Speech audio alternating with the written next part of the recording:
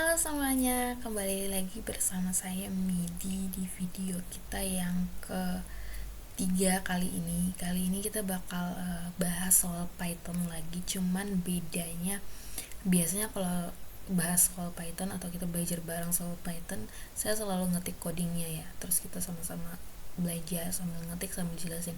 Tapi yang kali ini tuh codingnya udah saya ketik, teman-teman tinggal saya jelasin aja. Kenapa? Soalnya coding yang kali ini tuh agak sedikit lebih kompleks dan nanti durasi videonya tuh jadi panjang banget. Jadi udah saya ketik lebih dulu dan saya cuman bakal bantu jelasin aja. Oke, kita langsung aja. Kali ini saya buka Visual Studio Code-nya. Saya punya satu folder UAS, terus di dalamnya itu saya punya satu file demografi CSV.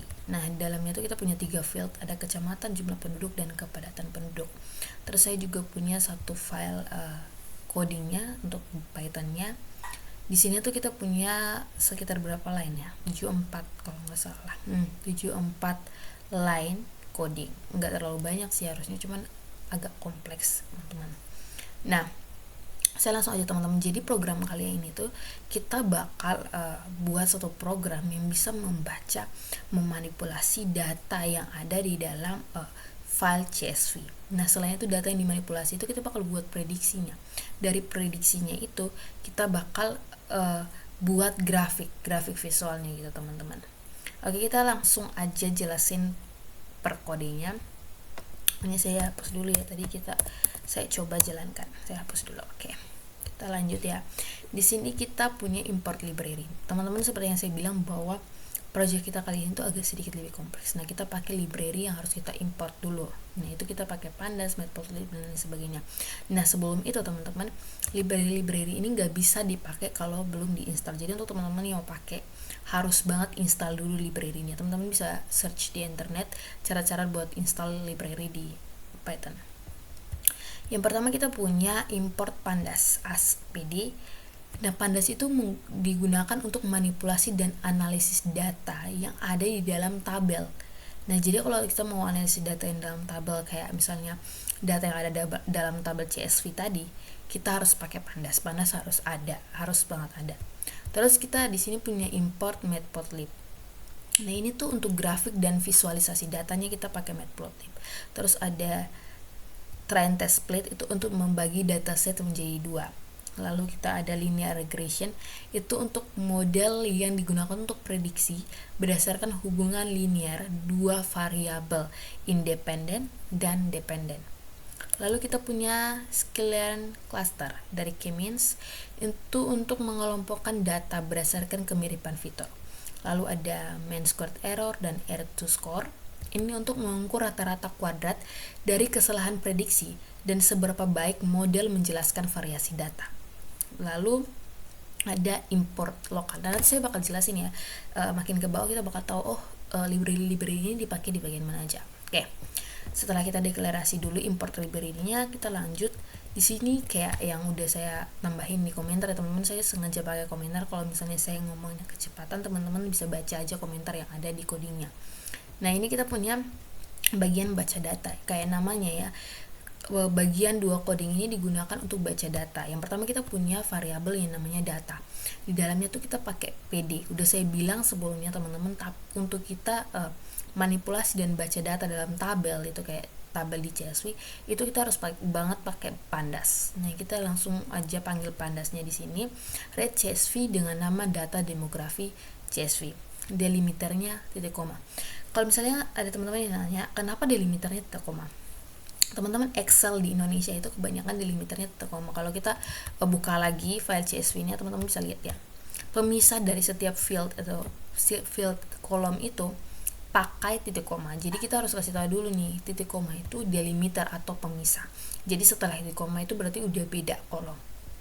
Lalu kita kasih data kolomnya sama dengan data kolom string strip. Jadi kita hapus nih teman-teman, hapus bagian spasi yang kelebihan. Kadang kalau kita tulis judul di dalam header tabel itu, kita suka kelupaan, dan ada beberapa di mana secara nggak sadar kita tuh spasi. Misalnya jumlah penduduk nih, ada spasi yang nggak terlihat, baru ada kata jumlah penduduk. Nah, itu nanti bakal jadi error kalau nggak kita kasih tahu, kita hapus aja gitu. Jadi kita pakai ini buat hapus spasi yang kelebihan. Lalu ada konversi numerik. Kayak namanya juga, ini kita mengonversi ya teman-teman. Jadi data di dalam field jumlah penduduk dan kepadatan penduduk itu semuanya akan dikonversi ke numerik dengan tipe data integer atau float. Nah, terus di sini kita punya, dia kasih tahu nih kalau misalnya data jumlah penduduknya itu ternyata ini kita pakai ini nih. Kalau misalnya data jumlah penduduknya itu tipe datanya teks, terus nggak bisa nih kita pindahkan ke numerik, gak bisa kita ganti tipe datanya pakai integer. Nah, makanya kita pakai arrow scores. Kalau misalnya ada data yang seperti itu, maka data-data tersebut akan dianggap null, akan otomatis dianggap null, supaya jangan terjadi error ya teman-teman. Terus kita lanjut, ada namanya regresi linear. Nah teman-teman, ini balik lagi ya, connect sama import yang tadi kita library yang kita import. Ada bagian linear regression. Nah, itu model untuk prediksi berdasarkan hubungan linear dua variabel, independen dan dependen. Nah, kita punya itu di sini. X itu adalah independen atau fiturnya, yang dimana data dari X itu diambil dari jumlah penduduk. Terus Y itu adalah dependen atau targetnya, atau kepadatan penduduk. Terus di bawahnya kita punya X train, X test, Y train, Y test. Jadi data itu, informasi itu bakal dipecah jadi 80% pelatihan dan 20% pengujian. Terus kita harus pastikan bahwa kita pakai random state sama dengan part 2 di sini. Kita pastikan bahwa setiap kali program itu berjalan, data yang kita bagi itu harus konsisten, gak boleh beda-beda. Kayak gak boleh kita jalankan pertama dia presentasinya 80-20, setelah kita jalankan yang kedua presentasinya beda, gak boleh. Jadi kita pakai random state supaya dia konsisten. Terus kita buat yang namanya model linear regression. Nah, model linear regression ini berfungsi untuk melatih data pelatihan. Nanti data pelatihan yang kita latih itu akan digunakan untuk menentukan prediksi kepadatan penduduk. Terus kita punya metrik regresi. Nah, teman-teman, ini udah dijelaskan di import tadi ya, teman-teman. Kita ada mengimport yang namanya mean squared error ya, yang disingkat MSE dan R2 score. Nah, ini tuh untuk mengukur rata-rata kuadrat dari kesalahan prediksi dan seberapa baik model menjelaskan variasi data. Jadi dia ada di sini ya teman-teman. Dia untuk mengukur rata-rata kuadrat kesalahan prediksi. Jadi semakin kecil nilainya itu semakin bagus.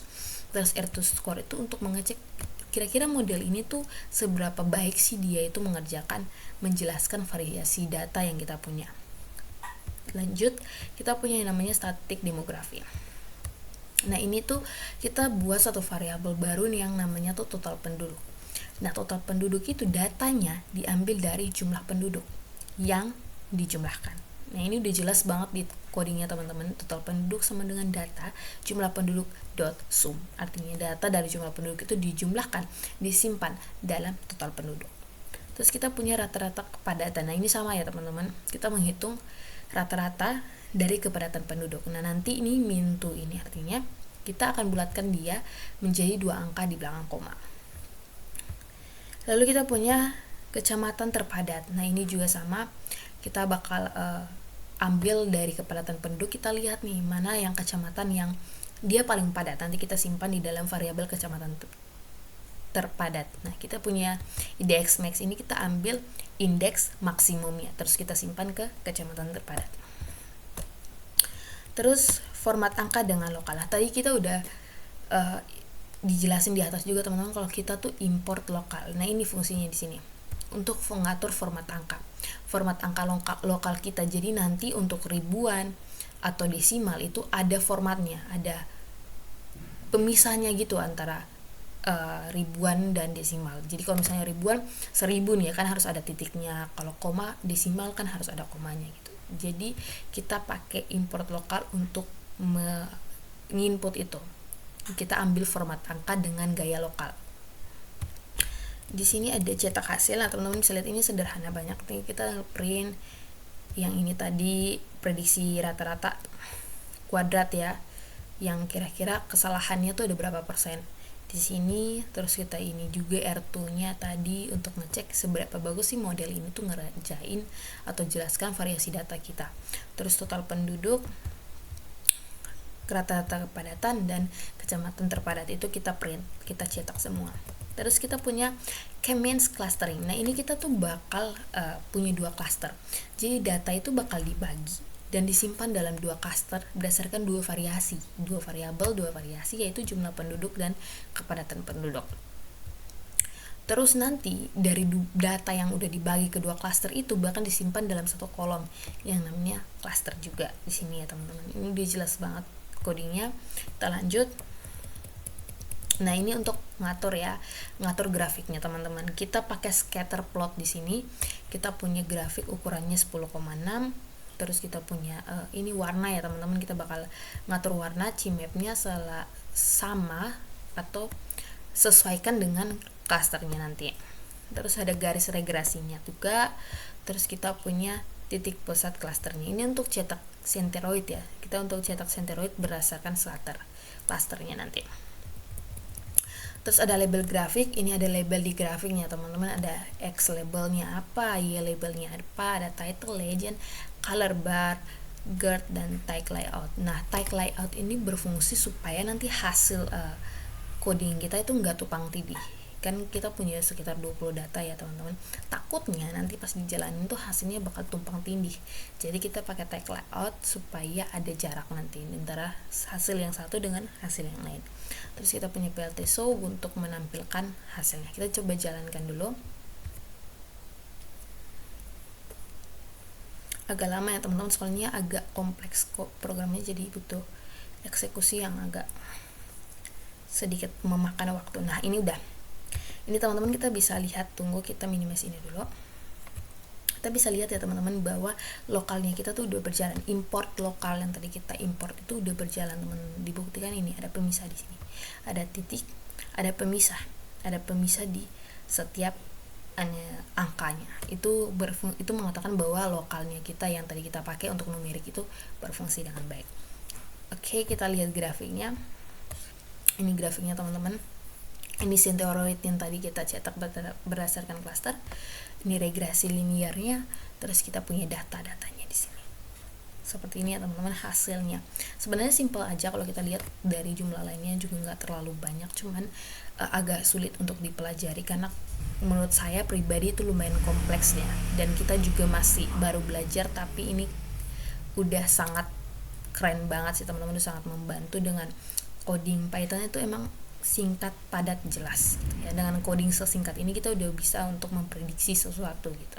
Tinggal dikembangin aja sesuai imajinasi teman-teman. Nah, saya harap video kali ini itu sangat bisa berguna dan membantu teman-teman ke depannya. Dan maaf kalau misalnya ada kesalahan kata. Nanti kalau misalnya ada kesalahan kata mohon dimaklumi. Makanya saya menggunakan beberapa komentar ya teman-teman. Kalau misalnya saya ngomongnya agak belibet, teman-teman bisa lihat dari komentar-komentarnya aja. Oke, sekian. Nah, terima kasih, sampai jumpa.